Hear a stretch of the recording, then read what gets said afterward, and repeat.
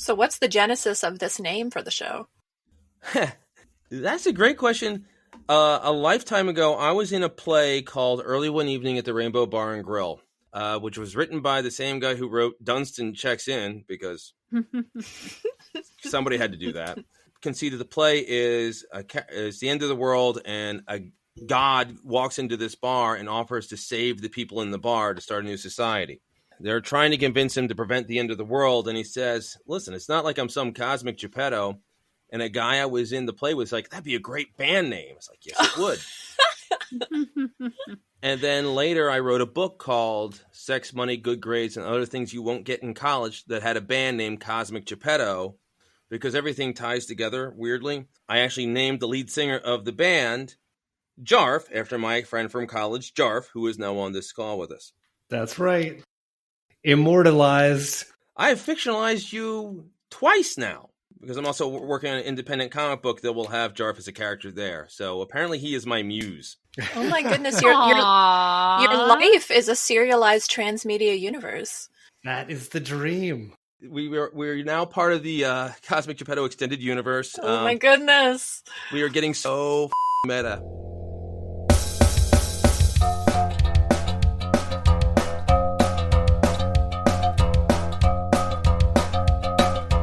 From Geppetto Studios in New Freedom, Pennsylvania, welcome to the Cosmic Geppetto Podcast, your home for inclusive, positive geek culture, where we talk about movies, comics, music, books, and whatever else we feel like.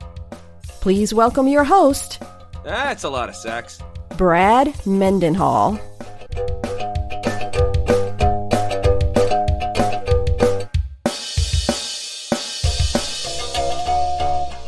Hey kids, it is episode 229 of the Cosmic Geppetto Podcast. It is a good one. Jarf, Tierney, and Dr. Anna join me for an in-depth discussion of WandaVision. We go to all the weird places. Anywho, you know something really cool about this gig? I find out about really good music.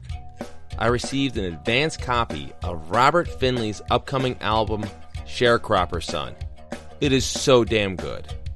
Finley's story is amazing.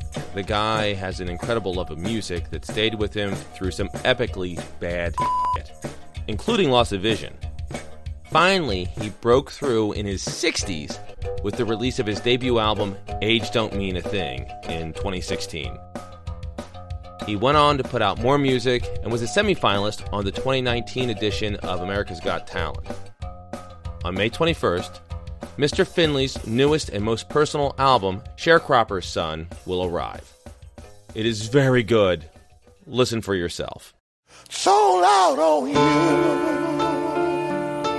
Sad, but it's true. After all we've been through, I'm sold out on you. You put me through hell. Got me under your spell. No matter how hard I try to hide it, the whole world can tell. It just ain't no way. No matter how hard I pray, there ain't nothing I can say that's gonna save us today. Sold out on you. It's sad, but it's true. After all we've been through, I'm sold out on you. I don't understand. You got my heart in your hand. I'm doing the best that I can, but I'm only a man. Ain't it a pity? Ain't it a crying shame? I'm in the heart of the city, and I still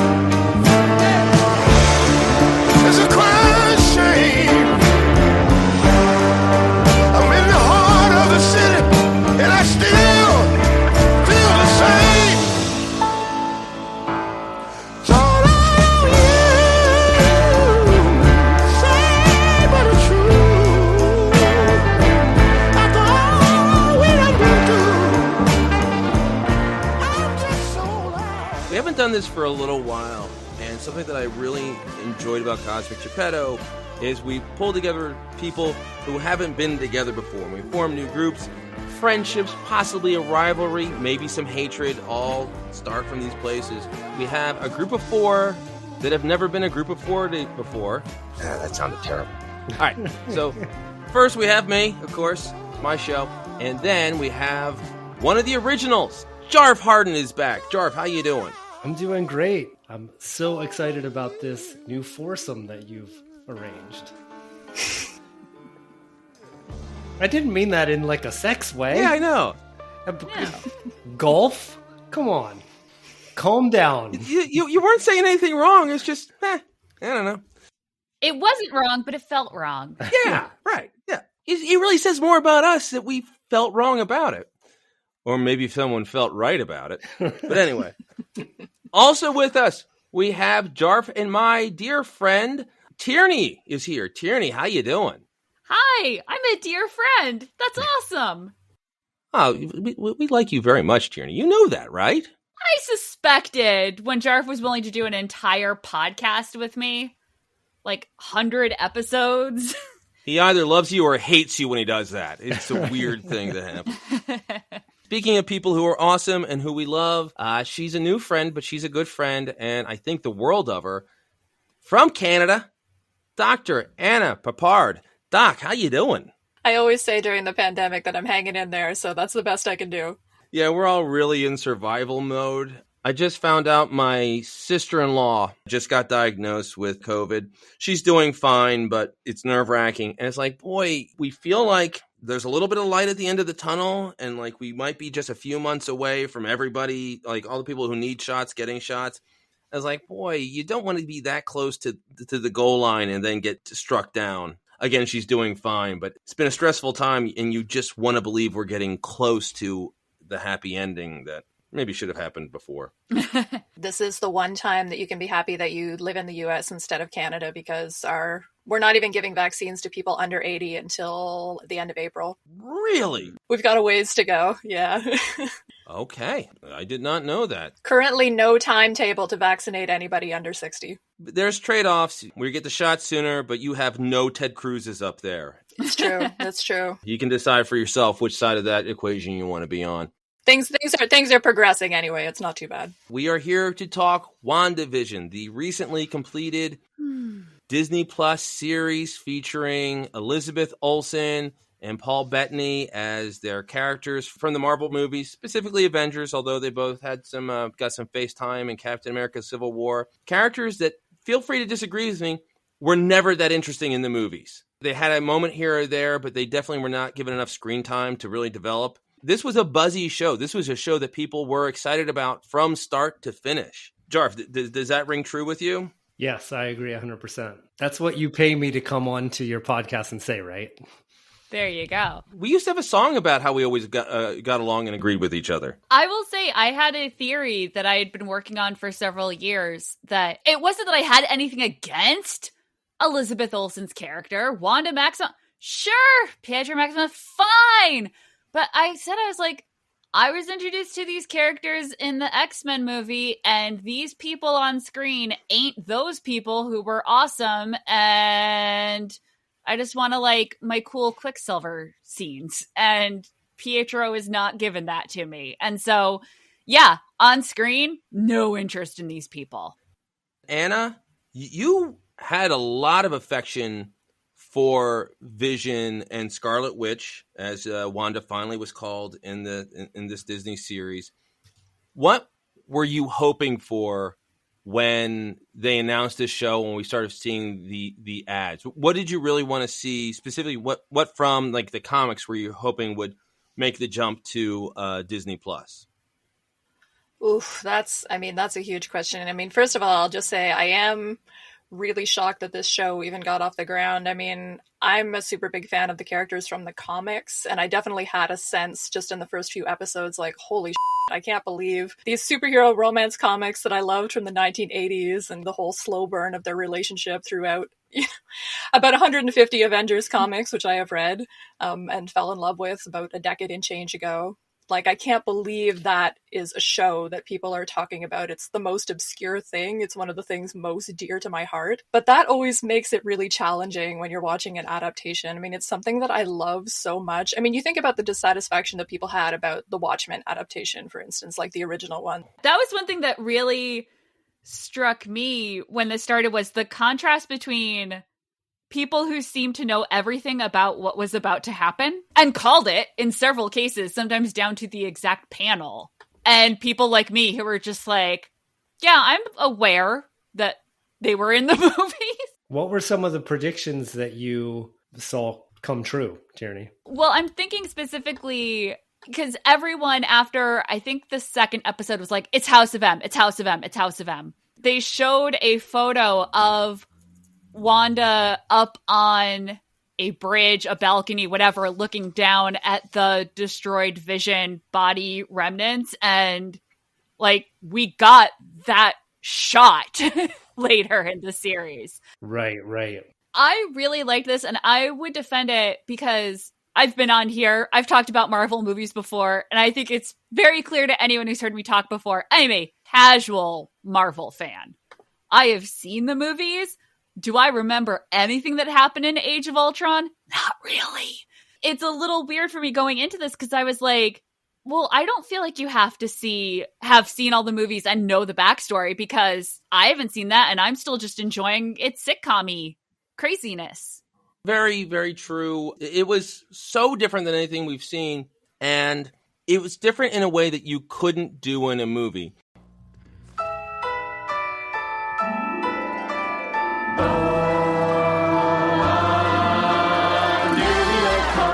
Just moved to town, a regular husband and wife who left the big city to find a quiet life. WandaVision. She's a magical gal in a small town locale. Wanda and Vision, that was a slow burn in the comics. Walk our listeners through, because some of them, like Tierney, even if they like comics, even if they like the movies, but walk them through, because it's a complicated history that Wanda and Vision had in the comics. I mean, one of the things that's hard, like, I totally agree that in the television show versus, the film universe, that there's more time to develop the relationship. And yet it's hard to satisfy somebody like me who, again, has spent just hundreds of comics with these characters, right, developing their relationship. So in the comics, Wanda is originally a villain, part of the Brotherhood of Evil Mutants, the original one, and she later becomes an Avenger. I won't go into Vision's whole backstory. He's had a million different backstories, but the original introduction of him in Avengers is that he's created by Ultron, attacks the Avengers, and then later decides he wants to join them instead. The Vision and Scarlet Witch on again, off again, will they, won't they thing starts pretty early when Wanda rejoins the team. They have kind of an affection for each other and kind of an empathy around their shared difference. Wanda experiences persecution as a mutant, and Vision experiences persecution as a synthezoid. And the persecution angle is really, really heavily emphasized in those original comics. The couple is sort of a parable for interracial romance. It reads a lot like queer romance, I think, through a 21st century lens, but in the time it was very much supposed to be a race metaphor. And that's an aspect that I found was really missing from the show, strangely, because it's so central to the relationship in its comic book form. I mean, they're a target of bigotry. The first house that they have together is burned down. And the will they or won't they is centrally constructed around, can they have this relationship? Is this relationship appropriate? And Wanda experiences a lot of pushback about the relationship. Well, they both experience a lot of pushback about the relationship from other members of the Avengers, and including Wanda's brother Pietro, who is very, very, very against Vision. And that's a huge plot point as well. So I was missing that aspect to the show, but I don't know. At the same time, I'm not sure. I don't know how they would have worked that in. I don't know how that would have made it a different show, but I am surprised that they didn't sort of touch on that at all, given how central it was to those original comics. I'm sure it must have been tough to touch on too much, because so many of the things that made that work in the comics was just how familiar everyone was with Wanda and Vision.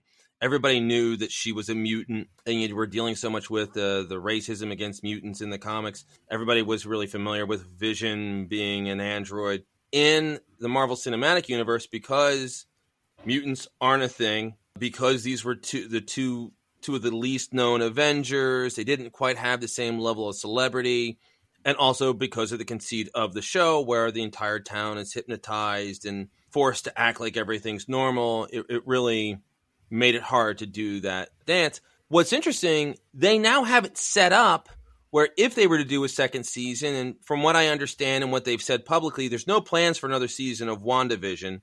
But at the end, when you saw the town and the way they were looking at Wanda and the anger from, rightfully the anger on the way she treated everyone, I could see, like, if there was a second season, there being that sort of distrust, not necessarily racism per se, but just anger and the small town turning on this couple. And you don't even need to do it in the same town. It's just wherever they were to land next, there'd be whispers about what they did before and the reformed villain aspect, and then also people knowing more about what happened.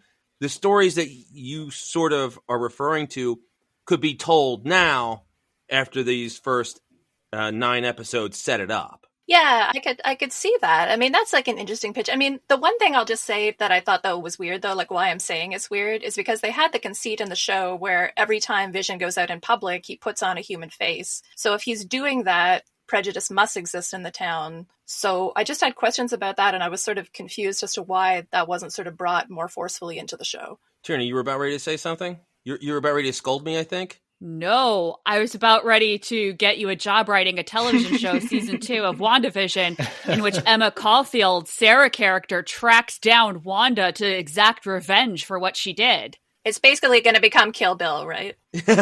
I'll watch Emma Caulfield do anything, so sure.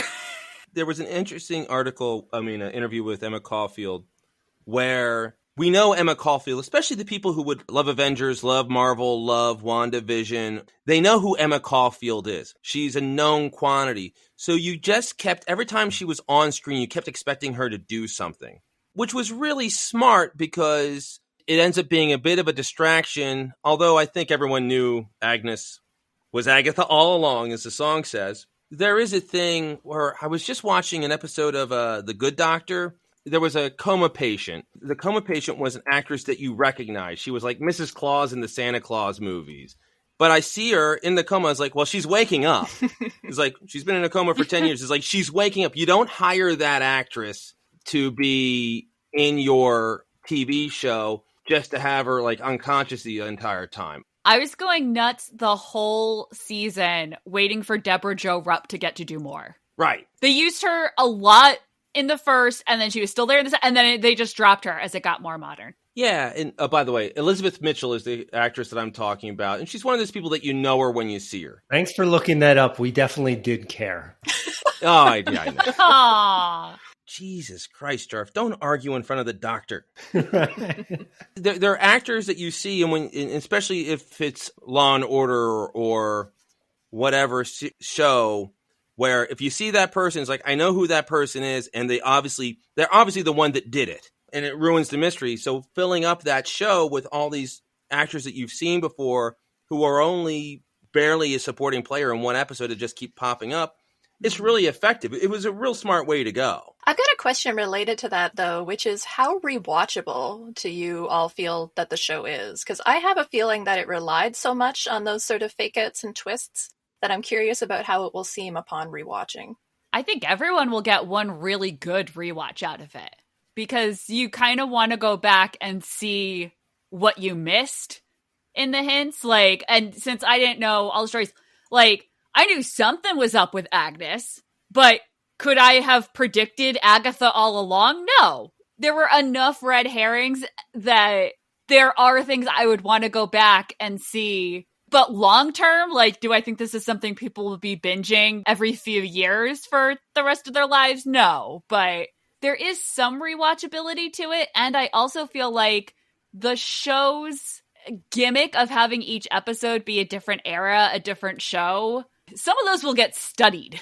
How you capture that era in 30 seconds intro music, because they just nailed it so well. Yeah, the show was definitely a reminder of how much better theme songs used to be than they are now. They used to exist, which... I was going to say the same thing as Tierney, one more good rewatch. Specifically for me, I didn't expect them to go as far as they went in developing Monica Rambeau's character. I knew she was going to be in it, but the most I hoped for was a little wink at the camera at the end of the show indicating, okay, this is the next phase that we're going to go. But we really got a whole intro character arc with her. That was really exciting to me. I love that she was someone who made the decision to do something daring, and that's how she got her powers. She earned it. It wasn't a thing of, it was an accident and nothing that she had control over, or it was an experiment she was forced into. She actually made a hard decision knowing the repercussions and and earned the powers that way. And I like that. There have been complaints that the writers didn't necessarily stick the landing with Monica at the end, because she really was a pretty minor factor in the last few episodes. I feel like they did that with a lot of characters. Well, I have an issue with the whole, I guess, the last third of the season, in that I think that they started to focus more on what's going to happen after WandaVision. And the story was a lot stronger as they were going along. And then they started to move their chess pieces into, okay, and then we're going to have a post-credit scene with Monica Rambeau and a Skrull, and that's going to set up Captain Marvel too. And then Wanda's going to end up with the Darkhold, and that's going to set up Doctor Strange and the Multiverse of Madness. So it felt a little bit more pulled in a lot of directions. And I think that's why we didn't get like real solid Monica Rambeau content. But I've just, like I said, I was happy with the arc, and especially thinking about it through the lens of, okay, she was inspired by her mom. She was inspired by meeting Captain Marvel as a young girl. And that just like made it really compelling for me.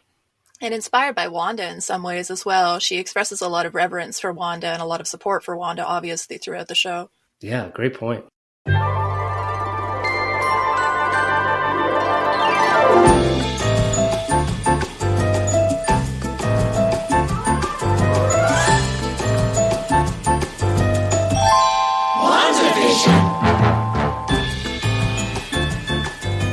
A lot of people were saying, like, why would she revere Wanda? And I did think they did a good job showing how she was feeling about that. I do think as they started to set up future movies, rather than focusing on making a really great episode invoking the era of that sitcom, but with this crazy pastiche laid on top of it, they did kind of drop the ball on the secondary characters. But to be fair, the show is called WandaVision, not Darcy and Jimmy Woo have fun getting coffee and watching TV together. Just because I would have really enjoyed a few more scenes of that. And you're not alone, because there's been talk of those two characters getting their own show. Yeah, it started with like the first episode. I think people were like, we need X-Files and it's Monica Rambeau and Jimmy Woo. And then they were like, wait, no, Darcy. Yeah. So I loved that to pieces, but I also think it was part of, they're setting up all these red herrings and they did not pay them all off. That is the one thing that it's like, guys, I'm going to give you a lot of leeway. Writing television is hard. You only had so many episodes to do a lot and you wanted to tell this story, but something can be an Easter egg. But if you're going to make it a plot point and setting things up, you have to then tell us what happens to that person or like why the person did that. Other than, oh, that person's a jerk. Now they're going to jail, so you don't have to think about it anymore. And it's like, I would like some more information on exactly what went down. Like, I'm glad they didn't go this dark, and I think they went plenty dark for where they were, but the kids were locked in their rooms? What was happening there? Oh, you're talking about all the kids in the whole town. All the kids in the whole town were apparently locked in their rooms. What was going on there? Were they just in suspended stasis? Because some people were saying, like, holy crap, that 90s commercial is implying all these people are aware but can't eat. And I was just like, I'm glad it didn't go that dark, that it's like, oh, and Wanda killed like 100 children or something. Like, you can have a supervillain origin story without going that far. There were little things like that where it's like, and Agatha was controlling this random guy who thinks he's Pietro. And I'm like, I just need you to slow down and be like, is this a person that's important to Marvel, or are we never going to see this person again? I think that's what I was sort of getting at about the rewatchability, though, right? Because, I mean, if a lot of these things were sort of fake outs that actually didn't have a larger narrative purpose, that's going to be just frustrating on a rewatch, wouldn't it be? Or I guess, I mean, I take what your point that you said earlier, though, that there were a lot of things that, you know, you'll appreciate the construction of some of those red herrings on a rewatch, so maybe it doesn't really matter. I could see doing a rewatch and stopping once you finish that Malcolm in the Middle inspired episode, where once you get past rewatching the episodes and saying, okay, they took that from Dick Van Dyke Show, they took that from I Love Lucy, Bewitched, the Agatha All Along song is definitely the Munsters. And then once you get past that, and this was my thing where I enjoyed WandaVision very much, but once they got past the conceit of every episode's a different sitcom, it started feeling just like a Marvel movie. And I like Marvel movies, but that wasn't what I really enjoyed about it. And I could see people rewatching those sitcom-inspired episodes and then saying, okay, I know the two visions sort of beat each other up in a pretty standard Marvel action scene. I don't need to rewatch that. Yeah, I mean, sometimes I wonder, like, it's a common complaint, right, that superhero movies sort of fall apart in the last act. Like, I mean, you see it about so many superhero movies. And I always wonder about that in terms of that's sort of something that superhero movies haven't figured out perfectly in terms of adapting long-form serialized comic book stories into this other format, this other medium, like whether it's television or movies, which are both very different from comics.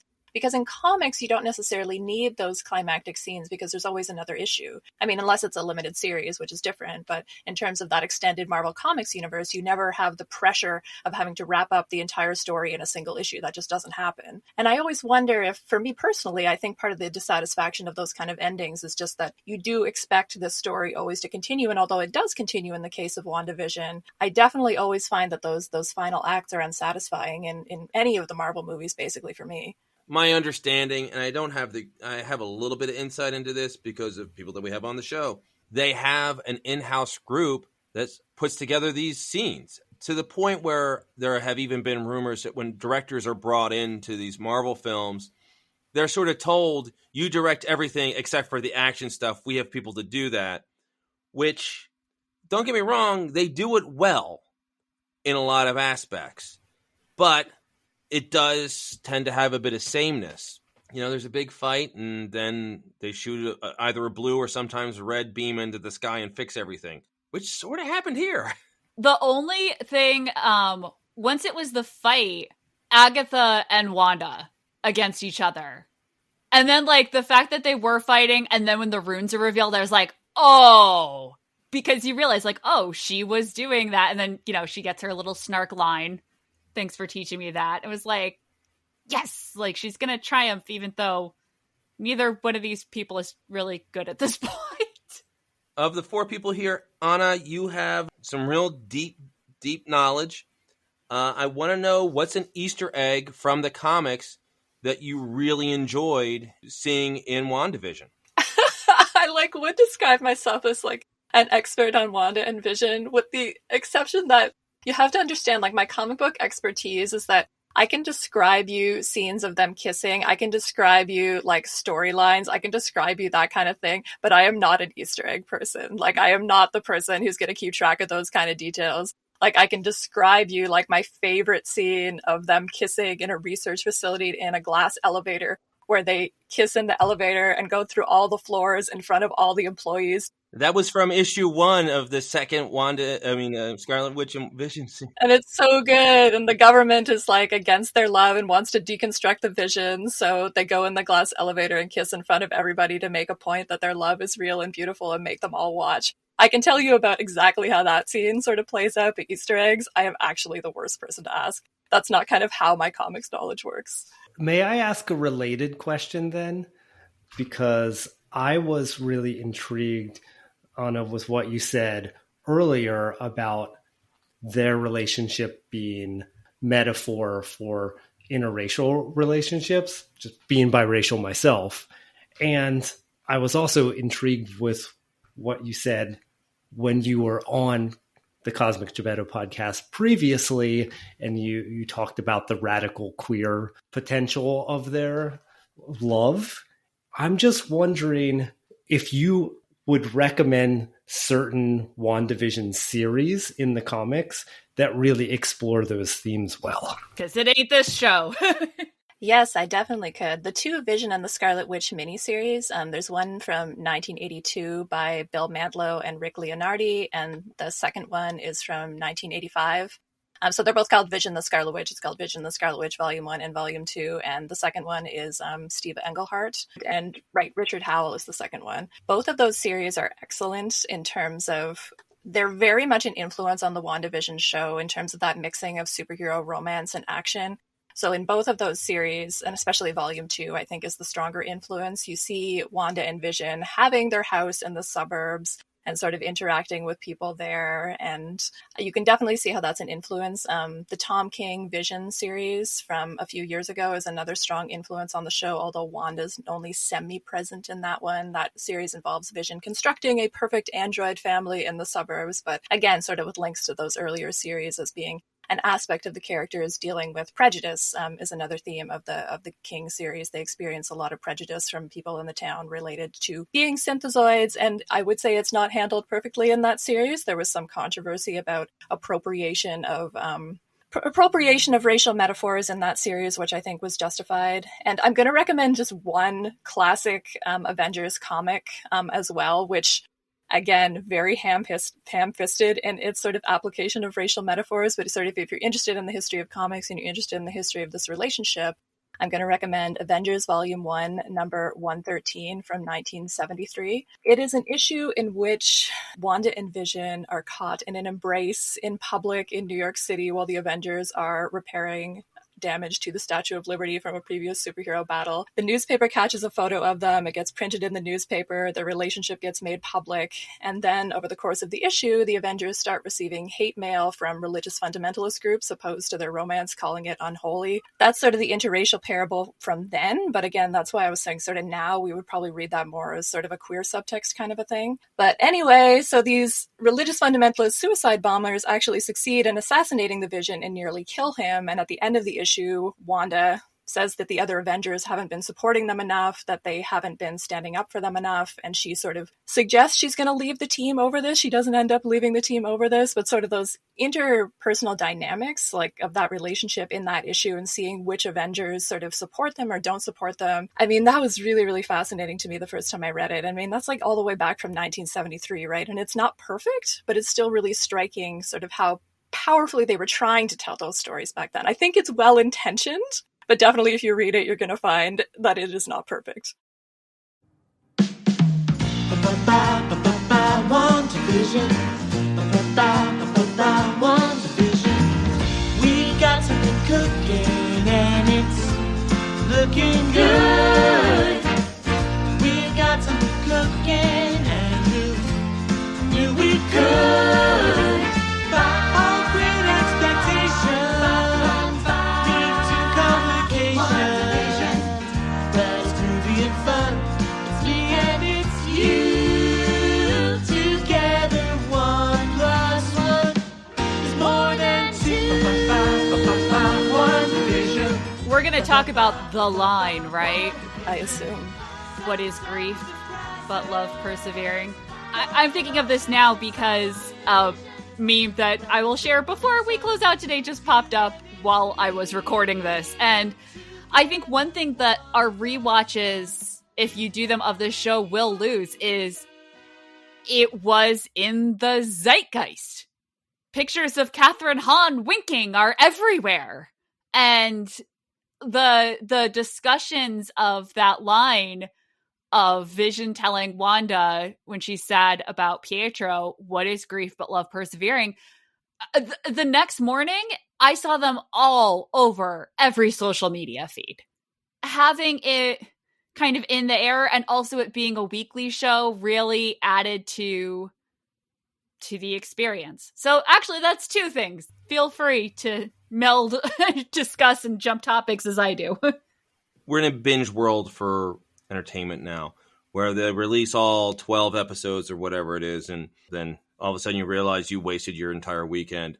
having this show released weekly, and Disney Plus has been doing that. They did the same thing with Mandalorian. I'm a big fan of a good cliffhanger, which WandaVision did very well. And not only with the plot points, but each episode would end is like, okay, not just what's going to happen with these characters, but what's the next show going to be? I remember having a lot of interest in that, where when they did the Malcolm in the Middle episode, during the preview, I was trying to figure out, it's like, okay, what show are they trying to emulate? And it's like, it would be the 90s. It can be Malcolm in the Middle. Could it be Sex in the City? And you actually got a little bit of could be Sex in the City, because Wanda was doing a monologue to the camera, similar to the way Carrie would in that original show. It's like, oh, that'd be interesting. So there were so many different directions you could do, and a lot of suspense. So I really think that Disney's been very good with their shows so far, keeping them very serialized, but not making it feel like one 6-hour-long movie. It did feel like separate episodes, and a lot of which had the sitcom tropes of everything gets fixed at the end, but then with just a little bit of what's going to happen next episode to have that cliffhanger. And I think the show really benefited from that. And that's not something you don't get easily with movies. Were all three of you really good and you just watched the episodes like once a week and then sort of, like kept up with the zeitgeist of it? Because I didn't. I watched up to episode 5 and then I got too stressed out and upset. So I had to like leave them all for a bank to watch at the end. And then I watched them kind of all in a day and a half. I was good. You guys? I also watched it weekly, but it is less about me being good and more about me being in a chat group that I knew if I didn't get on it and watch it soon enough, it would be spoiled. I tried to avoid major spoilers. And I will say, so especially as it went on, my husband and I tried to be really good about watching Friday evening. We would avoid Twitter during the day, and then Friday evening we would gather and watch it. And we have a toddler who was 2 when this was airing. He just turned 3. And there was one Friday night where he just would not go to sleep. He was just throwing at his TV, blah, blah, blah. And I finally was just like, there's nothing bad in WandaVision. He just watched an episode of WandaVision because I was like, I'm not missing this. This is ridiculous. He will not sleep. Sure, come lay on the sofa. And he's like, oh, to watch cartoons. I'm like, no. If you're out here, you're watching this with us. And of course, it was the one where the kids go over to Agatha's house. And I was like, oh no. What if this is bad? Like, because I was trying to think, I was like, there's nothing he would be, like, he doesn't get this stuff. It'll be fine. And then I was like, oh no, what if this is the one episode where something horrible happens? If it makes you feel better, I'm quite sure I can't remember anything I watched on television before I was like 5, so you probably won't remember. I was going to say 12 years from now when he wants to date a witch, just remember this moment. You know what I realized? I have seen the superhero movies and I enjoy like losing myself for a couple hours in them. But what I really love, and this has been true throughout my like television watching and book reading history, witches and government conspiracy, like the X-Files was my jam. And so I feel like this series, between the real world stuff and the fact that Agatha was an actual witch and there was a coven involved, I was just, even though, like we said, it got a little weak just because they were trying to do so much, but it was really hitting some pleasure points for my brain. Well, Tierney, one thing I want to know, what is the show that you've watched, because you have young kids, what do you remember, a show, movie, or whatever that you watched with your child in your arms or with you, that is the most thing that you should not have had the kids in the room while watching? I have my own answer. I'm curious about yours first. Oh, it's really tied. While home on maternity leave and planning his christening, we did watch the entire Godfather trilogy, but he was so young at that point, he could not tell what was happening. Like, he was just seeing shapes at that point. He was so little. I don't feel guilty about that. And then every so often, he had like a little pizza toy delivery truck running something over, and I was like, oh no, the Italian-American mafia stereotype. He did internalize it. Well, I don't think anybody should have been subjected to Sofia Coppola's performance in Godfather 3. That's borderline child abuse, let's be honest. I will tell you, if you are less than 3 months postpartum and you watch Godfather Part 3, you're going to cry at the end because you're going to have mom feelings, and it's a lot of tears. It was more than I was expecting. But I've also, I thought he was asleep, and it turns out he's very much awake. So he has seen an episode of Last Week Tonight with John Oliver, and there were so many swear words. So many swear words. What was yours? When my son was like 2 months old, I took a 1 a.m. feeding. Went downstairs, heated up the bottle. I'm dead to the world. I'm working full time. I'm back to work by that point, but I'm actually should be like a good parent and take those midnight feedings. So it's 1 o'clock. I'm feeding my oldest. He's like 2 months old. I'm like, I gotta put something on the TV. I'm like flipping through. I was like, what do we got? Oh, Spartacus Blood and Sand. I heard that's interesting. And I'm just watching it. I know people watched Game of Thrones, like said it's like, I watched Game of Thrones, but Spartacus Blood and Sand made me uncomfortable. Geez. And I'm watching it, it's like, wow, that's a lot of sex. And then I looked down, I was like, I'm holding my child. Is like, I just looked at my kid, it's like, I think they're going to take you away from me soon because this is wildly inappropriate. Can I say, bringing it back to WandaVision, how conflicted I felt about the kid storyline? Part of me was like, it's been 4 days, but also it's been a lifetime. And so I did not know how to feel about that because at the end, when she hears, I forget if it's Billy or Tommy, but she hears them screaming again when she's reading the Darkhold. I turned to my husband and I was like, I don't know if that's real or not. And he said, what do you mean? And I said, it's the exact same recording from earlier in the town square when Agatha, or on their street, when Agatha had them. And he was like, what do you mean? And I was like, I'm a mother who watched a kid plead for their life. And I'm telling you, that is the exact same recording. So it's not the kid calling now from another dimension. She's hearing what was already said. So I was like, I don't know. Because it's very clearly setting up like, wait, but the boys are alive somewhere. And she has, I don't know what's going to happen. Do those of you who keep up on these things, do we know whether there's a Young Avengers property in the works? Or, because that's where those characters fit from the comics. The only thing they've talked about is Wanda's going to show up in Doctor Strange 2, which is like madness in the multiverse, which leads you to believe they could do a thing of she's trying to find her sons in the multiverse and go from there. There has been no discussion that I know of with Young Avengers. But a year ago this time, I didn't know they were planning on doing a Ms. Marvel show, a She-Hulk show. We didn't know they were doing this X-Files with Darcy and Jimmy Choo. Woo. Okay. Pretty sure I'm going to have to change that because that's going to make me sound terrible. Isn't that a fashion designer? Yeah. Yes. You know what? Although I'm now picturing Randall Park like exhibiting exquisite, very fancy shoes. I'd watch the hell out of that show. And we were talking about Sex and the City earlier, so.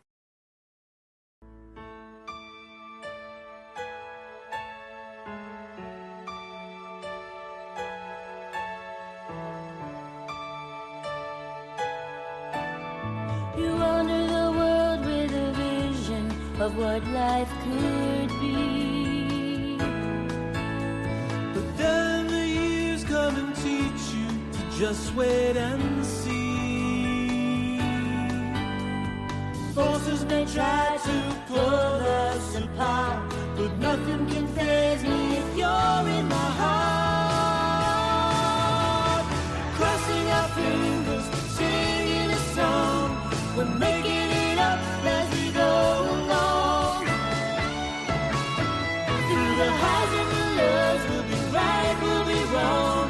We're making it up as we go along.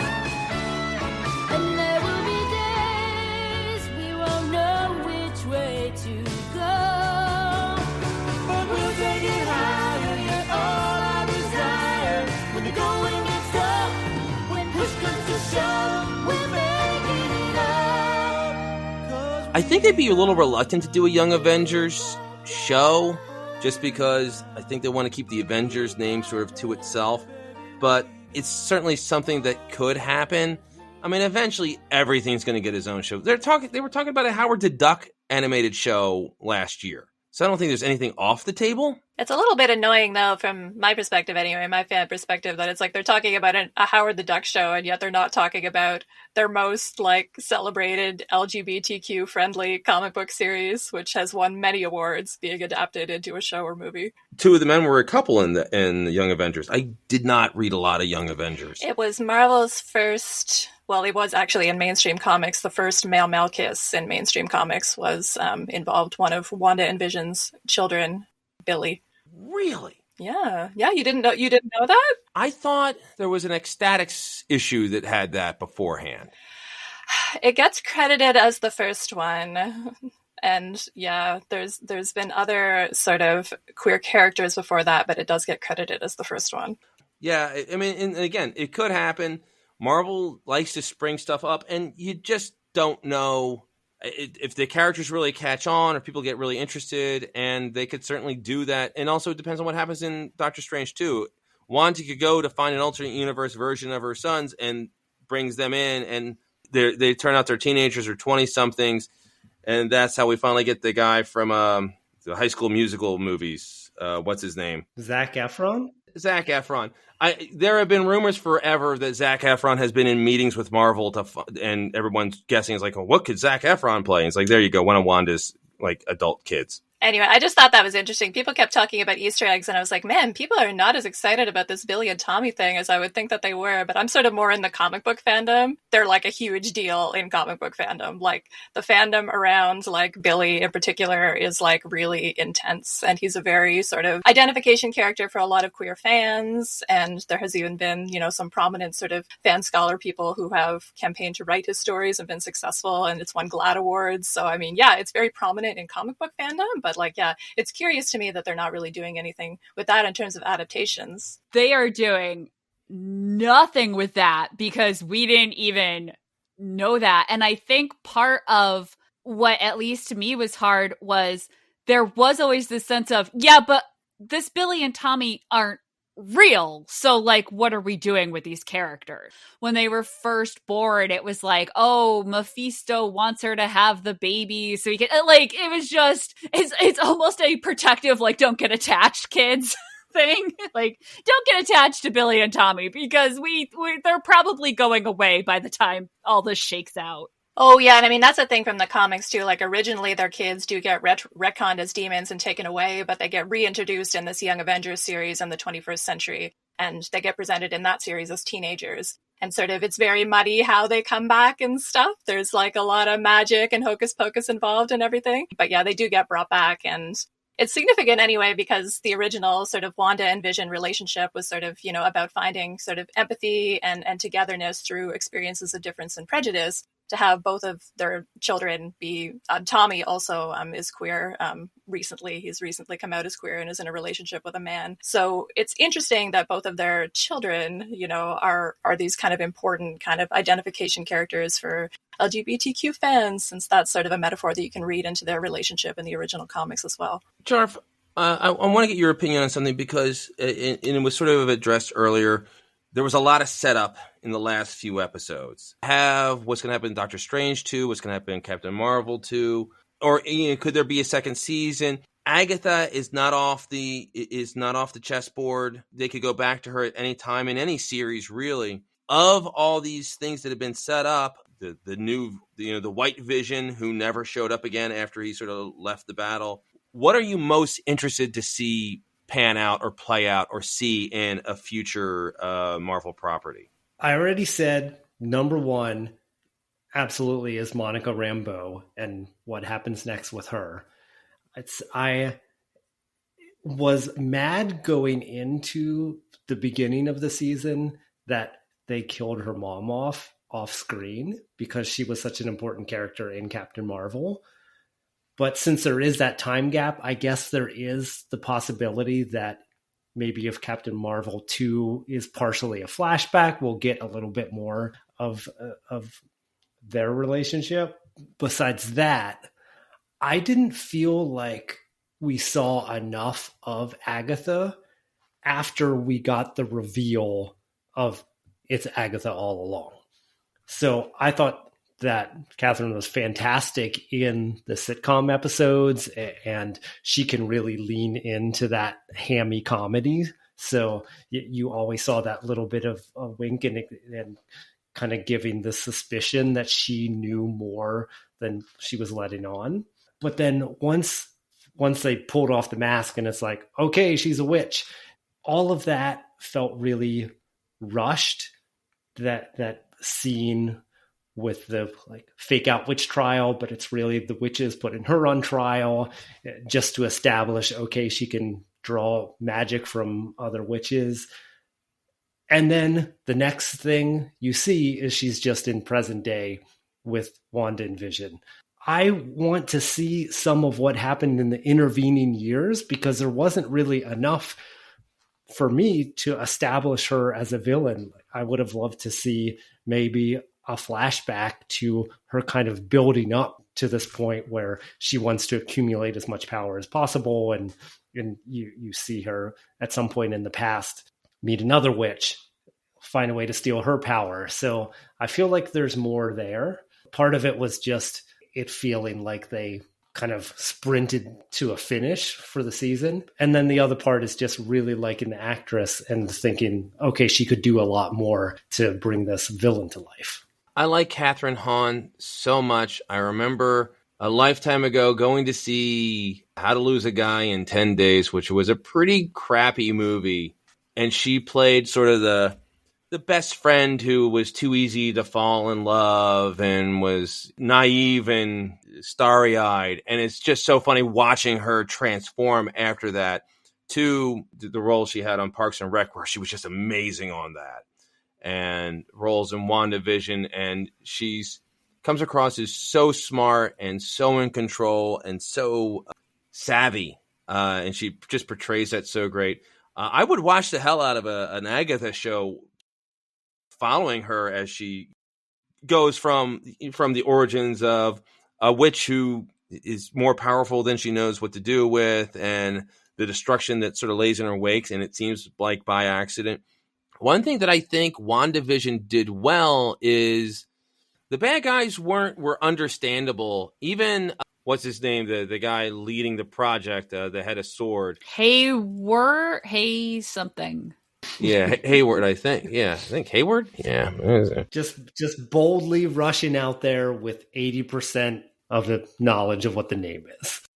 That's podcasting right there. He was definitely the bad guy. He definitely was doing the wrong thing and wasn't listening to people. But I understood his motivation. This is a guy who, first off, got in over his head because basically it looked like most of the more qualified people disappeared and blipped out, and they talked a little bit about the psychology of what would happen to people, all the other astronauts and all the other not wanting to go into space because space had gotten scary. Him dealing with the new realities and trying, and his moral compass getting a little skewed because the world didn't make sense anymore. And he definitely sort of got Peter principled into a position he wasn't ready for in a world that was changing desperately, which makes for a good villain. And that's a very Stan Lee thing. His bad guys would be good guys that just couldn't quite do it. And the same thing with Agatha. Agatha was talking some sense. Wanda wasn't able to control her powers, and her powers were definitely getting away from her. Agatha wasn't wrong saying, is like, you don't know what you're doing. You're dangerous. Yeah, she's right. Now, I say that, but Agatha also killed Sparky. And I remember when she announced that, I'm like watching, I was like, oh, she killed Sparky. I was like, no, you can't kill the dog. Oh, you must not have read the Tom King series because that's taken from that. I did not. I think they really did a good job of having sort of shades of gray characters in this, which allows you to wonder up until the end. It's like, okay, is Agatha going to end up being a good guy? Because through most of her history in comics, she was never the villain. Good Lord, she was like the Fantastic Four's nanny for a period of time. So wondering which direction they're going to go with that. And so it makes for some really good stuff.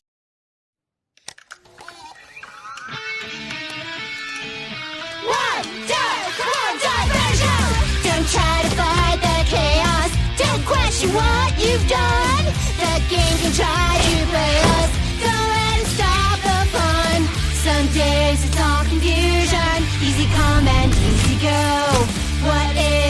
television. Sit back and enjoy the show. Let's keep it going. Let's keep it going. One thing I haven't asked you guys, scale of 1 to 10, how did you like this show? And I want to start with Anna, because you've been following your social media. You've had some express some thoughts about the show. So let's start with you. On a scale of 1 to 10, how did you like WandaVision? Oh, my scale will depend on what I'm comparing it to. I don't think it's a bad show. There were things that I liked about the show, and I am still just like in awe of. Like, I will say, when I watched the first 3 episodes, I was just sitting there in awe at being like, I have a deep crush on the Vision. He's like one of my comic book loves. So everybody was being like, oh, is Vision sort of hot? And having these kind of conversations. I was like there on being in love with Vision 15 years ago. And I'm sure that there are many, many, many more people who are there and being in love with him 40 years ago, because he's always been a sexy character in a variety of ways, both visually and in terms of his deep, deep love for this powerful woman. Love a guy who loves powerful women. But yeah, so like those first 2 episodes, there was a scene from, I think it's at the end of episode 2, the scene where the world turns to color for the first time. That's at the end of episode 2, I think, right? That sounds right. There's just a scene where everything is turning into color, and Wanda looks at him with such reverence as his face goes from black and white to its usual maroon red color. And just the way that she looks at him with such love in her eyes, and specifically that she loves his true face. She loves his synthesoid face. It's not his human face that she's in love with. She loves him. And there's that emphasis sort of throughout the show, you know, when she has the babies, and it's like, don't you want them to see you as yourself? And then he switches back into his, you know, synthesoid face. Those little things I really, really loved about the show. They really got that is who she loves. She doesn't love the human disguise of him. She loves the real him.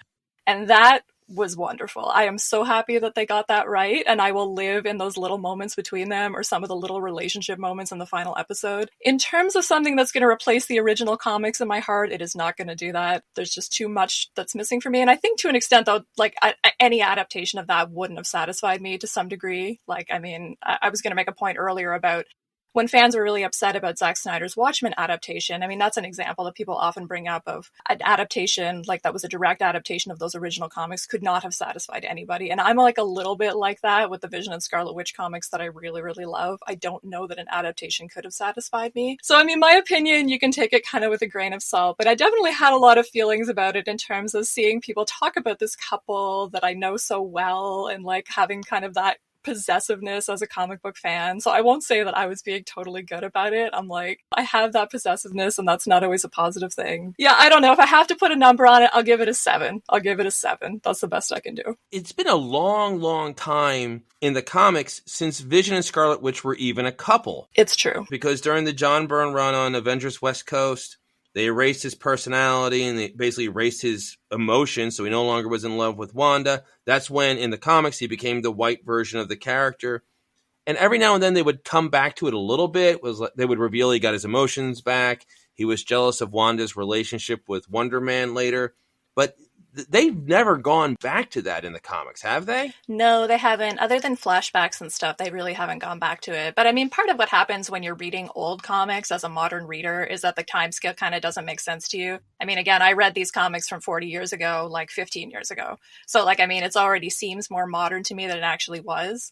And, you know, like, I mean, I was rereading, like, Vision and the Scarlet Witch, like, last week. It's like, I mean, the miniseries. So, I mean, you know, these things seem more present than, like, they necessarily are if we're going to follow the strict Marvel continuity. Yeah, it's been a long time since they've been together. And I've been curious of what they're going to do with them in the comics, whether they're going to want to sort of align that more with the films or not. But we'll see.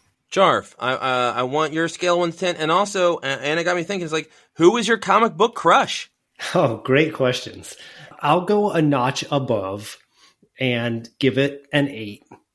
I really appreciated that it pushes the genre forward, showing that you can tell a story that's in the MCU, but that's in this different style. So I think that is good for what we can see after WandaVision. I like that thematically it was so centered on grief and processing grief and making bad decisions as a result. So those were strengths for me. And Comic book crush, gosh. Well, actually, another thing about WandaVision is going into this, I was not invested in the MCU WandaVision relationship, and I didn't have the strong background in their comic relationship. Although I am definitely going to check out those miniseries that you described. Oh, they are completely wacky and zany and amazing, and I cannot possibly recommend them enough. If you like any zany superhero comics stuff from the past, those things are cranked up to 11 and are so much fun. Oh, nice. Yes, that is totally my jam. You'll also get a neat... This was my favorite Easter egg. In the second episode, remember, where Wanda and Vision, they're doing a magic act as glamour and illusion. Those are characters in the Vision and Scarlet Witch, the second miniseries. So I was like really excited. I was like, glamour and illusion. And I liked those characters, even though they never really had too many appearances outside of that one miniseries. The Halloween party, too, is sort of a reference to those old stories. There was... The Avengers always go to the Rutland Halloween party, and Marvel writers and stuff usually get drawn into the party. Anyway, sorry, that's a deep comic book cut. It gave Jarf some time to stall to think of his crush. Yeah, I'm really in suspense about that as someone with a vested interest in superhero romance and sexuality. So I think I'm going to go with Rogue. Not like the X-Men movies Rogue, but more like the 80s comics and into animated series, like superpowered Rogue, gonna make a sassy comment and punch a Sentinel in the face Rogue. While calling it sugar. Right, exactly.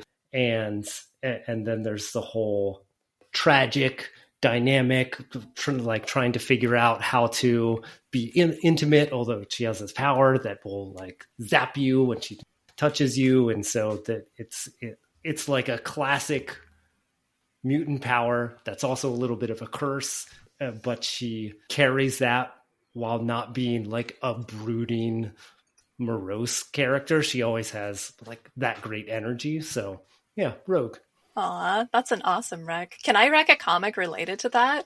Which is the Mr. and Mrs. X comic from a couple years ago now, written by Kelly Thompson, in which they go on their honeymoon and have adventures in outer space, Rogue and Gambit. Nice. If you want to keep the superhero romance train going, it's a really fun comic. That sounds amazing. Tierney, your 1 to 10 rating and your superhero crush. I'm gonna keep climbing that scale. I'm going to give WandaVision a 9 because it is not a perfect television show. I could sit here and pick things apart, but it is a very, very good television show. It's incredibly enjoyable to watch. There is this weird little part of me. It's like, I want to give it a high rating because I want them to keep making shows like this. It's one of those things where it's like, we have to go see the movie opening weekend because I want it to do well. And my husband has to be like, that's not up to you. Please, we can wait a week. So it's a little bit of just trying to encourage, you did good. Keep going, guys. Keep doing it. So yeah, I would say a 9. And purely, honestly, I don't know if there is a television show that is a perfect 10 because that's just asking. I feel like anytime, it's just asking too much. Something at some point is going to fall apart or not pay off or whatever. Or you'll find out that Joss Whedon's actually a jerk. Exactly. Nothing is, and then you see things that were, yeah. So for crushes, I just went on a whole emotional journey as soon as you asked that and we're asking for things. Because if you had asked me my first superhero crush as a kid, I would have said, oh, Batman's the coolest because Batman was running around. And I do want to recommend, I actually was thinking this earlier, Anna, when you were talking, the Batwoman TV series. I am very pleasantly surprised by. Usually when they recast the lead actor, it does not go well. And Batwoman recast, Ruby Rose has left the show, and now Batwoman 2.0, which they said she's a different person, but fulfilling the role of Batwoman. Don't know if I'm pronouncing this correctly, but Javicia Leslie, they're doing some good stuff with the season. So I wanted to shout that out.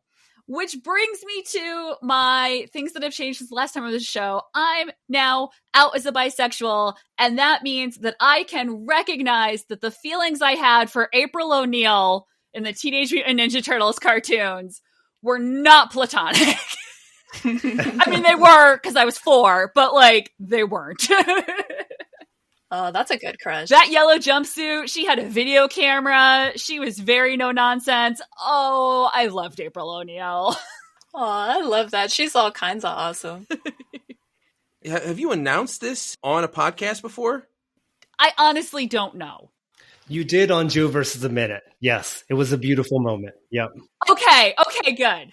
I thought we were like a podcasting, our podcasting first. First. And that's the weird thing of like, I don't really know because it's something that had been true for so long that it was just kind of like, oh, this is just something I say out loud now. But it turns out if you lock me in my house for months at a time, I will come to realizations and decide that like, whatever, I'm just going to be out now. Everyone, I love literally everybody.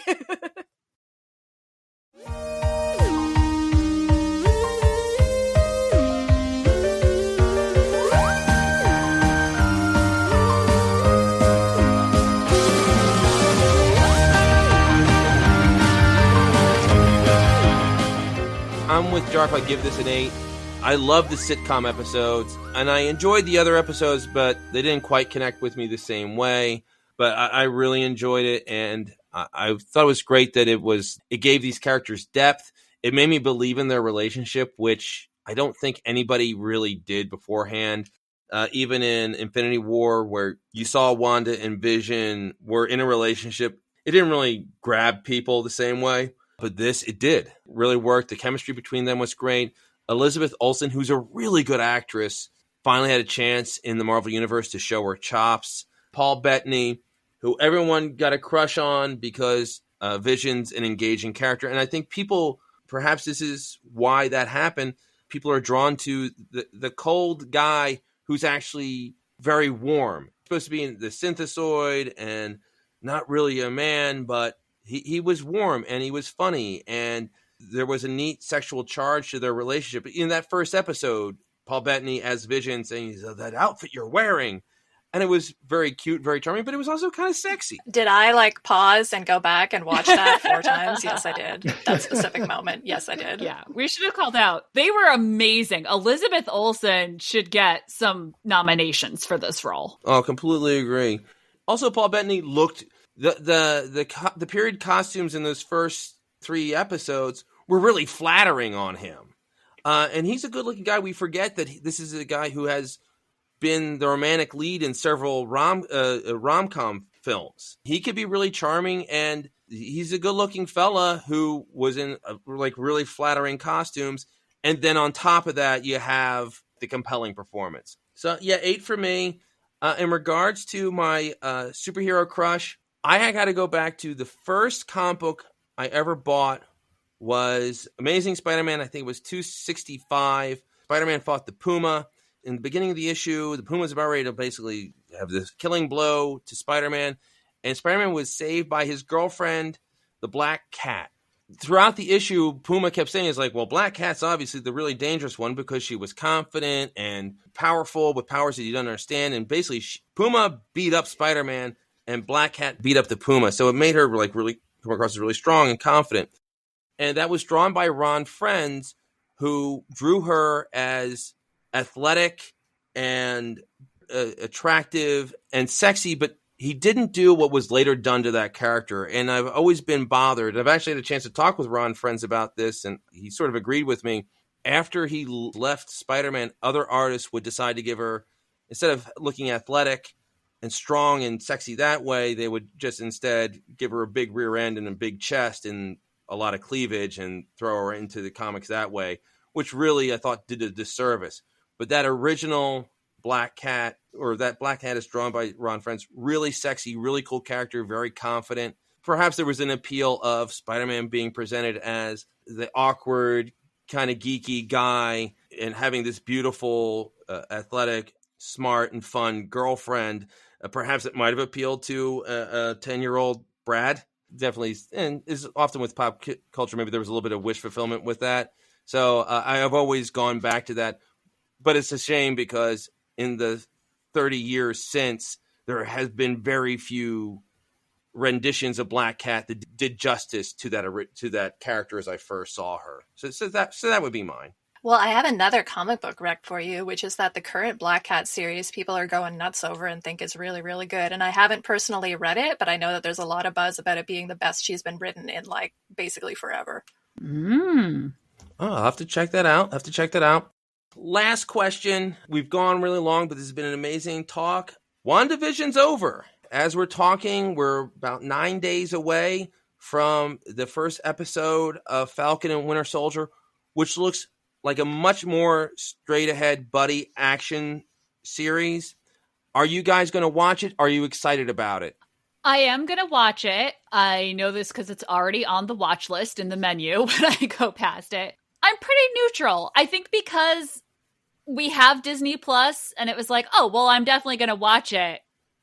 I don't really have big expectations of it.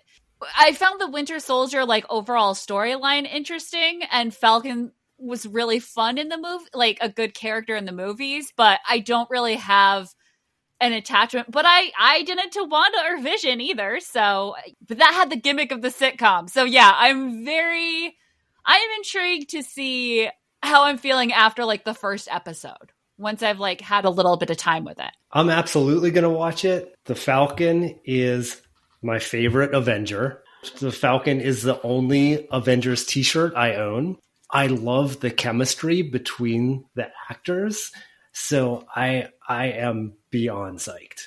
Anna, I'm very interested to see what you have to say about this because, again, it looks like a very straight-ahead action series, and I know how excited you were about some of the subtext that you hoped for, and in some ways we got, in some ways we didn't with WandaVision. I'm not really seeing any of that with Falcon and Winter Soldier. When you have something that seems like just sort of a long action movie, are you excited about that? Well, I might end up enjoying it more because I have less of a personal investment in both of the characters in the comics, although Bucky was one of my comic book crushes at one point when there was the storyline that kind of brought him back in the modern Captain America comics. He's always been a very sexy character, and I am a general fan of that character. I bought his solo series for quite a while. So I will probably watch it. I think the question is maybe, am I going to catch up with, like, Superman and Lois, the new CW show first? And I might, because superhero romance is so my jam. I wanted to just on mic do a confession too as well, which is like, I've been talking all about my comics knowledge and everything, but in terms of MCU things, I did not watch the final two Avengers movies and only watched a supercut of the Vision Wanda scenes. That is my superhero movies true confession. Oh gosh, I hope we didn't spoil anything. So that you can understand a little bit about, like, my investment in the characters based on that. Anna, assuming they don't put you in superhero movie jail, Superman and Lois is great. I've really been enjoying it so far. Awesome. Yeah, well, Lois and Clark New Adventures of Superman was the thing that got me into superheroes when I was like an 11-year-old girl, and I've written about it numerous times, so I definitely have to check out Superman and Lois. I'm very much looking forward to Falcon and Winter Soldier. I've always liked the Winter Soldier character. Thought that was a great way to revitalize the Bucky character. And writers have talked about this, and even John Byrne did a really interesting discussion where Bucky was always one of the characters that we never brought back. John Byrne even said that he thought about doing an issue where Captain America shows up at a VA hospital and there's Bucky. And Bucky had been in a coma, missing an arm and a leg. And he's like, I thought it'd be really great to have this scene where Cap, after all this time, realizes Bucky's alive. But he said, I didn't want to do that because it would just take 6 months before they would transplant his brain, and all of a sudden you have a crappy Bucky running around. And he was right. It could have been very bad, but they found a way to bring him back and make him interesting and a cool character with a great design and a great name. And I always liked the Winter Soldier character, and then I think they found the right actor to give a good performance. I'm very intrigued. And also John Walker, who becomes the USA agent. It looks like he's going to be the replacement Captain America for part of the show. And I always liked the John Walker character because it's a guy who becomes Captain America and isn't good enough to do it. I find that to be a compelling plot line. So I'm looking forward to it. I have a doubt that I'll find anything as intriguing or as innovative as what we saw with some WandaVision. But there's something to be said for a dumb, fun, stupid action movie. I mean, there's a reason people keep going to the Fast and Furious movies. What's the most important question here? Will Kat Dennings be in it? I'm so happy for Kat Dennings because I like her a lot.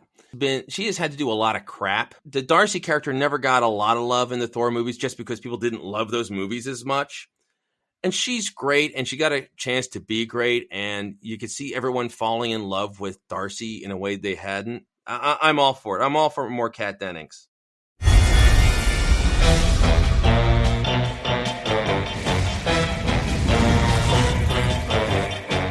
been messing up everything? It's been Agatha all along. Who's been pulling every evil string? It's been Agatha all along. She's insidious, so perfidious that you haven't even noticed, and the pity is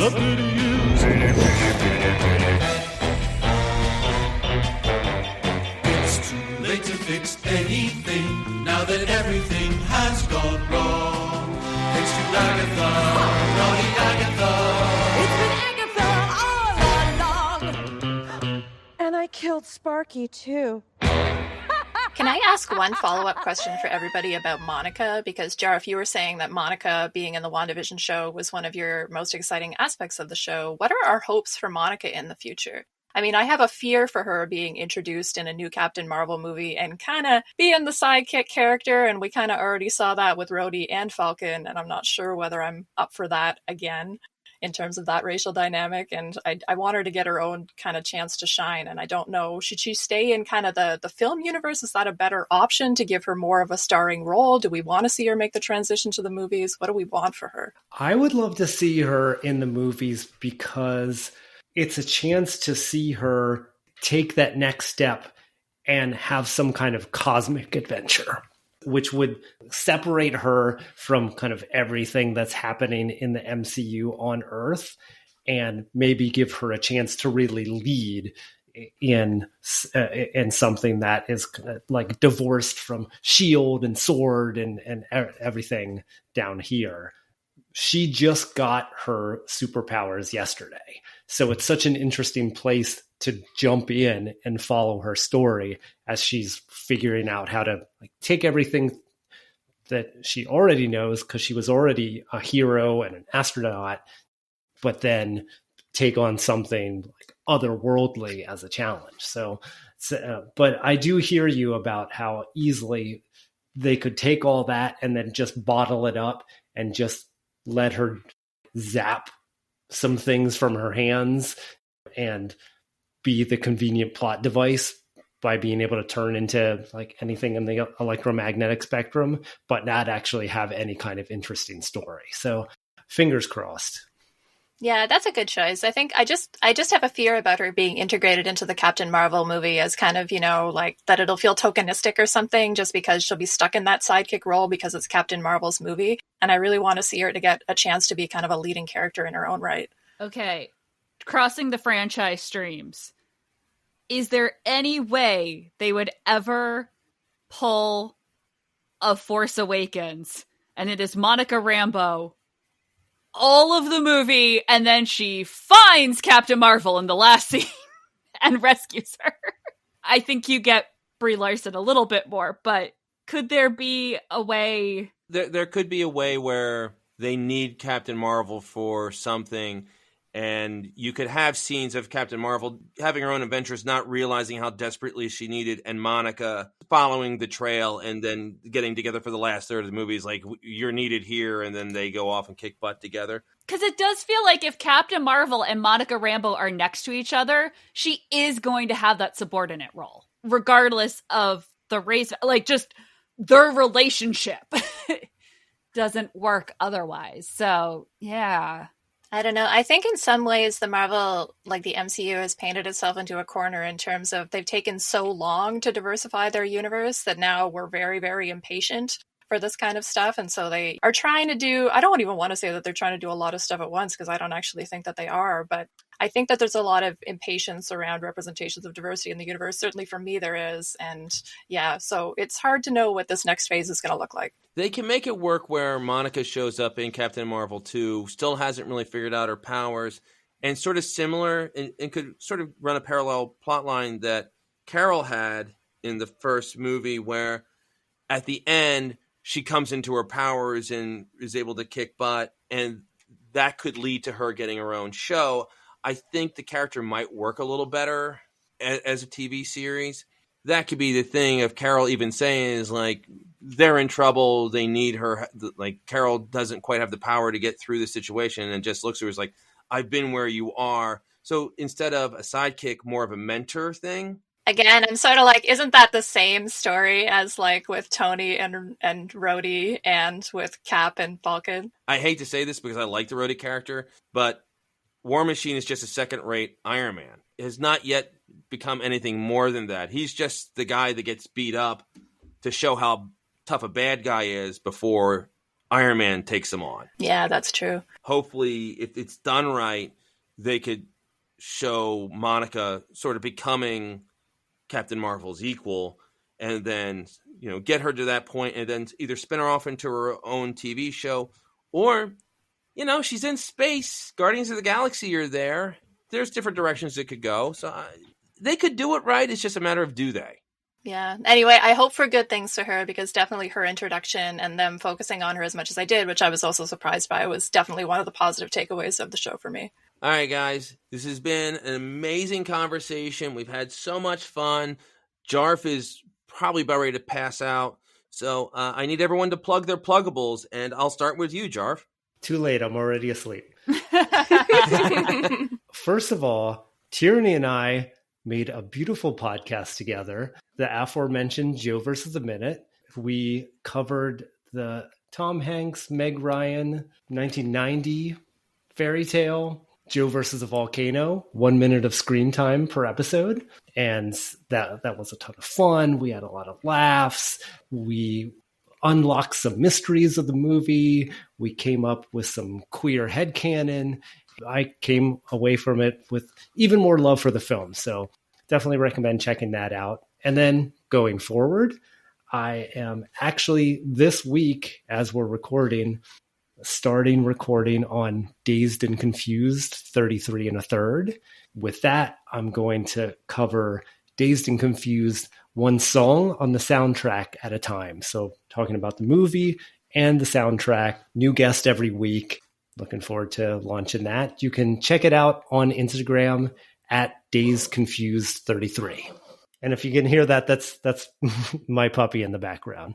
So it's puppy. Georgie's first official appearance on the Cosmic Geppetto podcast. So, Jarf, that sort of follows up. What is the most inappropriate show you've watched while Georgie was in the room? Well, Covered the puppy's eyes. she is only 4 months old, so I think seeing WandaVision was probably deeply scarring to her. Oh, yeah. Oh, the Sparky stuff, yeah. All right, Tierney, plug your pluggables. Jarf's already done a little bit of that for you, but you have your own nifty project going on. Now it's a race to who starts airing first. Summer 2021, I'm going to be covering American Graffiti one song at a time. Gee, I wonder where... No, I'm just kidding. That is where I got the idea, in fact. The easiest thing to plug for me is I have the website One Steel Sister, ONESTEELESISTER.com. And that has links to all my guest appearances and all my various podcasts. So Joe versus the Minute's on there. So is one on The Never Ending Story. So is one on Close Encounters of the Third Kind. It's real random. Very cool. I had a chance to guest on your American Graffiti show. It's a lot of fun, and I recommend everyone get on board that as soon as you can. And last but not least, Dr. Anna, plug your pluggables, please. I was trying to decide what's most relevant. I'll plug my book. It's an edited anthology called Super Sex, Sexuality, Fantasy, and the Superhero. It came out back in December. An academic book, but I think accessible to a popular audience. And I always say as a selling point, it's got Batman's penis on page 10. In addition to that, I talk about superhero penises elsewhere. I have a piece about the Vision that I did for the Middle Spaces over the summer called Behold the Vision's Penis, the Presence of Absence in Mutant Romance Tales. I definitely think if you were intrigued by WandaVision, you would be intrigued by that piece, which talks about some of the history of the character's relationship and its relation to the female gaze in comics and also female participation in comic book fandom and scholarship. So I'd encourage you to check that out. And I write for lots of different places. We talked about Batman earlier, or Batwoman earlier. I've written about that, a piece called The Undeniable Queerness of Superhero Stories. That might be something people are interested in checking out. And otherwise, I also have a podcast, which I should remember to plug, which Brad was just on in an episode that will probably come out before this episode, but it's the podcast called the Oh Gosh, Oh Golly, Oh Wow podcast. And what it is an issue by issue read through of the classic Marvel comic book series Excalibur, of which Brad is a pretty big fan. When I sent out invitations for who wants to be a guest on it, he was the first taker and is our first guest. So we recorded a great episode with him. You can check that out. The website is goshgollywow.com. You can find us on Twitter at goshgollywow, and you can find me at Peppard Anna if you want to follow any of my work. I had so much fun guesting on that show, and I gotta make a real strong recommendation, Anna. Jarf would be an awesome guest on that. You guys should definitely talk afterwards because he also has affection for that series, and he'd be great. We're currently booked up through June, so it has to be after that, but I will get in touch with you about it. Sweet. So, guys, this has been amazing. We're going to do this again. I like this group. And I want to reconvene us, and eventually there'll be a nickname, and I'll get Mike Watson to draw art of us as superheroes. And it will definitely be a female Nightcrawler because I know how she rolls. It's been great. And Jarf, why don't you take it from here? I'll see you in the funny pages.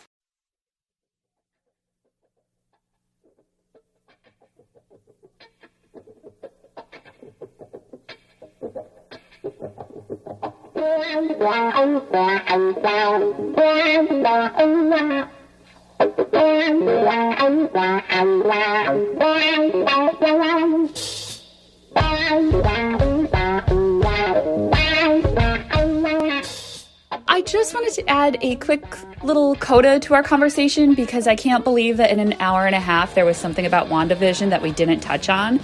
But I felt I would be really remiss if I didn't emphasize how important it was that this story aired late in the pandemic. I know we briefly talked about the difference between Anna's experience in Canada and ours in the US, but later we were talking about when Jarf and I did Joe versus the Minute together, and I realized I have no sense of time and no idea when that happened or anything like that. I wanted to point out that watching Wanda process her grief was one of the few, mass cultural touchstones of the past year. I think we could all relate to her creating this bubble around her family. It was very clear that at the beginning she did not know how it worked, but she also did not care because for a few minutes, she gets to pretend that everything is okay again. And then at the end of this season, the real hit hard of that image of her saying, "I'm fine," over and over again in the Modern Family confessional. I know I mentioned the Catherine Hahn winking image being everywhere, but that was the other one that I just saw over and over again being used in modern real-life context. Watching Wanda wander around her house in a bathrobe, distressed, but desperately trying to hold all the threads together, was something that I think... I know I shouldn't say we all, but a lot of us understood in a way that we would not have if it hadn't been for 2020. I think the show still would have been hugely popular, but the way it was latched onto, I think that was because it was one of the few public displays of grief in a tough time. I also think that may have been a little bit of why we were feeling so betrayed at the end. We do not want Wanda to be the bad guy because we have been relating to her and seeing so much of ourselves in her all along. The Scarlet Witch studying spells and setting up a Doctor Strange movie is not relatable, but Wanda Maximoff crying in an empty house lot in a crappy town that never 100% recovered from the financial crash of 2008, it seemed to promise that we too would eventually, someday, process all of this and come out the other side a better person, no longer controlled by our sadness. And unfortunately, that's ultimately not what the point of the show was. But I think because of when it aired, because of where we Americans were as a nation, I think that is why it hit so hard for so many of us. And I am now going to stop psychoanalyzing an entire nation's conscience, which I know never works. I'm just going to go get in my bathrobe and wander around my house for another day. I hope that makes sense. I feel like we touched on all these things, but I just really kind of wanted to pull them all together and point out and be like, hey, there was a pandemic in 2020, and I think it really primed a lot of us for this show. And I really hope Falcon and Winter Soldier is great, but I'm very curious to see if it has the same impact.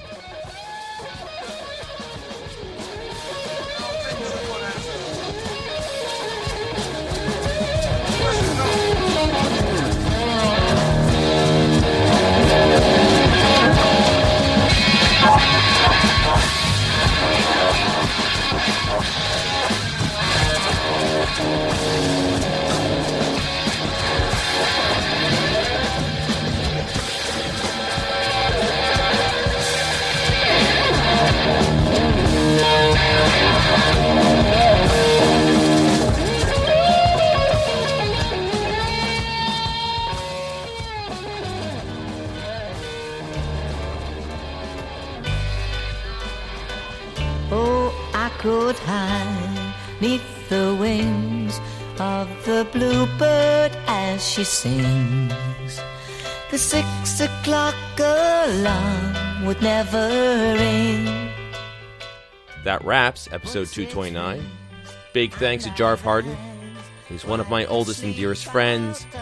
His presence in my life makes it better.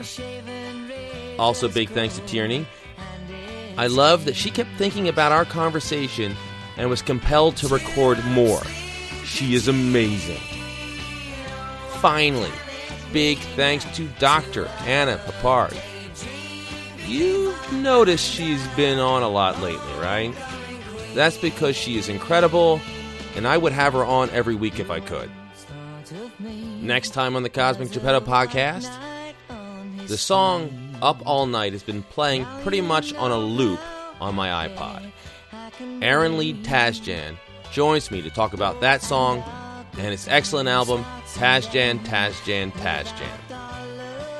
Until then, as Jarf already said, see you in the funny pages.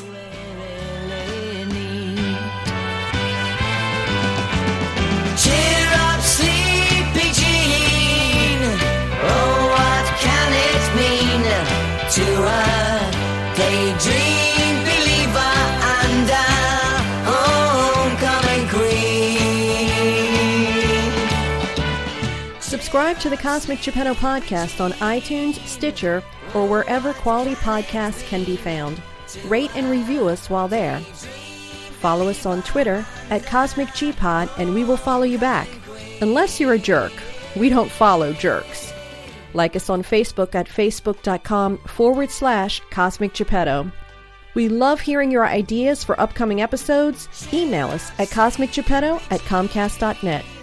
Got Batman's penis on page 10. To a daydream believer and a homecoming queen. Cheer up, sleepy Jean. Oh, what can it mean to a daydream believer and a homecoming queen? Anna, what happened was, it was just a thing where I was bored. I talked with Jarf and two other friends, and we was like, hey, let's do a thing. We'll just, each episode we'll talk about a Marvel movie, and then maybe we'll talk about other stuff. And within 3 episodes, we were just talking about everything else. Yeah. And then we had a wonderful writer, Laurie Lindeen, came on. She was in a 90s alternative band called Zuzu Pedals, and she wrote a book about it. And when I invited her to be on the show, she's like, okay, but I don't know anything about comic book movies. She's like, Jarf, we got to change it. We got to change the name of the show. And then Cosmic Geppetto was born.